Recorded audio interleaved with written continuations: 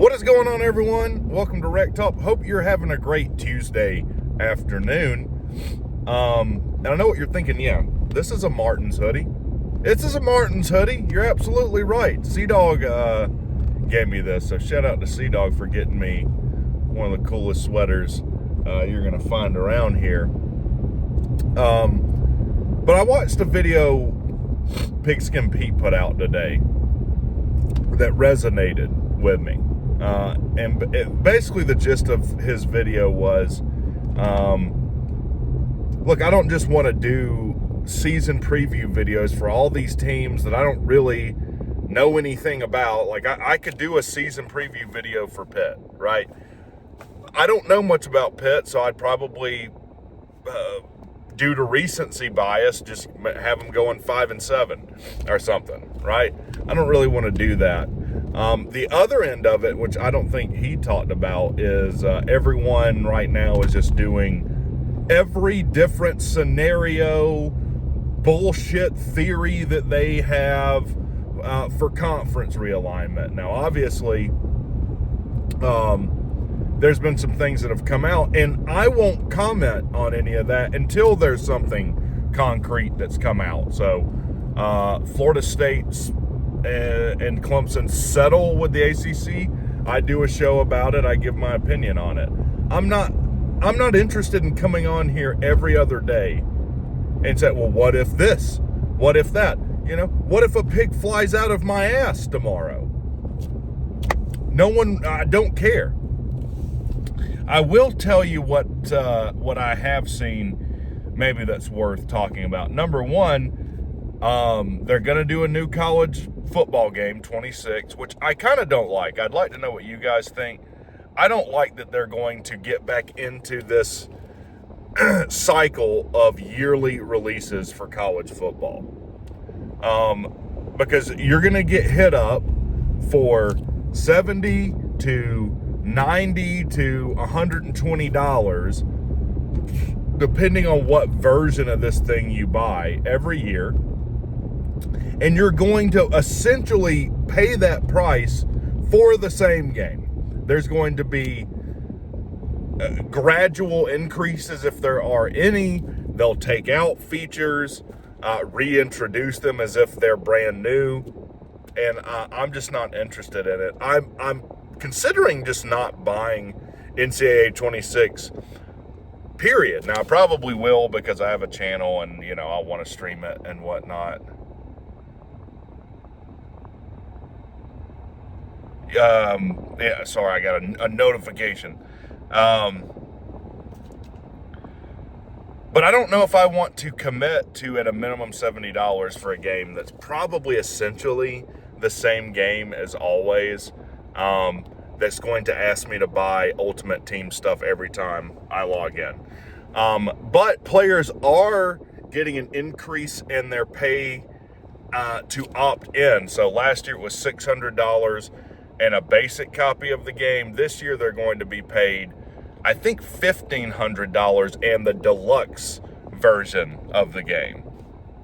Now, if you're not big into gaming, you might be asking yourself, what is the deluxe version? There's no difference, essentially. You'll get it a few days early, and you'll get some BS currency, in-game currency, and maybe a jersey or something in-game. It's essentially the same game, though. Yeah, that's NCAA 26. I don't know when that usually comes out sometime July, I want to say late July or early August. But be on the lookout for that. Also, Dion Sanders. And I'm kind of torn on how I feel about this.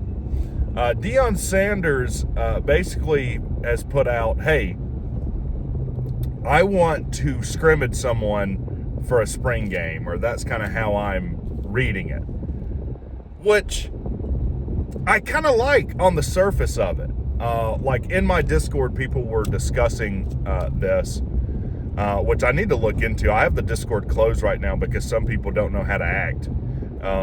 So I you know, no fun for anyone else because of one person. Anyway, the NFL has preseason games, which are essentially scrimmages.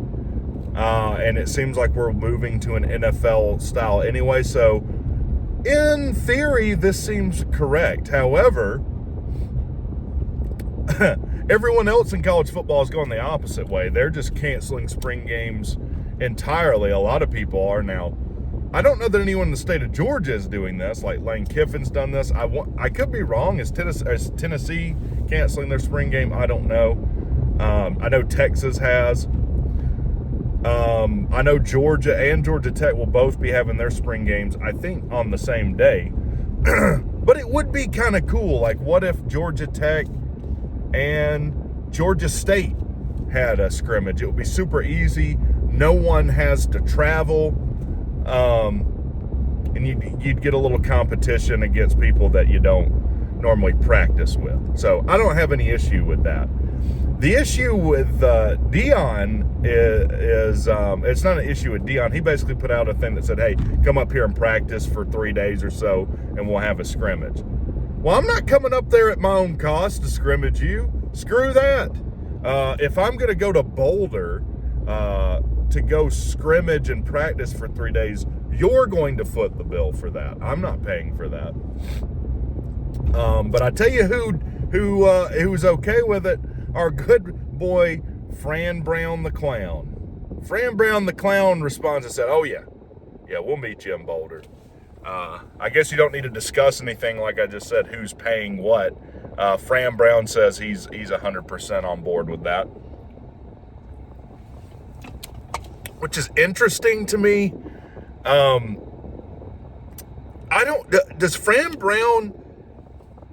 Fran Brown have anyone returning that's worth watching for Syracuse? All credit to him. Both of these guys proved me wrong. Let me just get it out of the way. Both of these guys absolutely proved me wrong last year. Now, I didn't have anything to say about Fran Brown before the game where we played, other than he got pissed off that Brent Key said they didn't hold wieners or something 20 years ago when they were on the same staff. But no one thought Fran Brown was going to win 10 games last year, least of all me. And I was super critical of Dion Sanders last year. I said he would implode by October.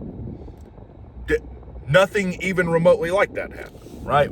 Probably my biggest L in predictions in college football. I'm usually decent. When I come out with a strong opinion, I'm usually right. Wasn't on that one. So what do y'all think about scrimmaging each other? I don't think it'll happen just because all these teams are terrified that someone's going to tamper with their players, buy them. You have a new portal period coming in, yada, yada, yada. Before we go, though, I will say this. And I'm sure there's not many Deion Sanders fans that are going to be watching this, but if you are, this is an honest question to you. I've seen several clips where Deion says, basically, I forbid my kid from going to these teams. I forbid my kid. There's X number of teams. I have a list. I will not let him play for those teams. Which is weird. Now, a lot of people will bring up, well, Eli refused to play for the Chargers, basically, and got his crybaby rattle out and then ended up getting traded for Phillip Rivers to the Giants, right? 100% he did that. However, I don't think his dad was forbidding him from doing one thing or the other. I think that was all on Eli. It's weird to me with Deion and his son. His son's a grown man. He's going to be drafted in the NFL. Why would you need to forbid it like he's a child? Like, why do you keep talking about your son like he's 13 years old? I don't understand that at all. I would get it if it was like, hey, I've told him these are teams that you probably don't want to get involved with, right? These are teams that I would not want to play for. Understandable, but to forbid it, hey, I won't let them. In fact, and you might be saying, oh, well, this is just a issue of vernacular or language. No, the lady said, well, what if he plays for one of those teams. Like, Deion's being interviewed. She goes, well, what if he ends up playing, choosing to play for one of those teams you forbid him to? Deion says, who?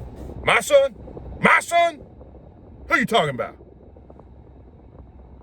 Weird, man. Weird relationship with his kid. I don't know why. Like, if I were him, I would want my son to get as much distance from me as possible, have his own success, have his own career that isn't tied to me, because now, like, anytime someone talks about Shedeur, they're talking about Deion. My intuition says Deion likes that because Deion likes attention, right? Now, I guess to put a bow on this video, I am happy we open up with Colorado next year. It's going to be a lot of fun. It's a fan base. The only fan base I've been more critical of than Florida State maybe is Colorado. Probably Florida State won in Colorado too. But it's going to be fun to go back and forth with these Colorado fans that are more that has a coach that's more concerned with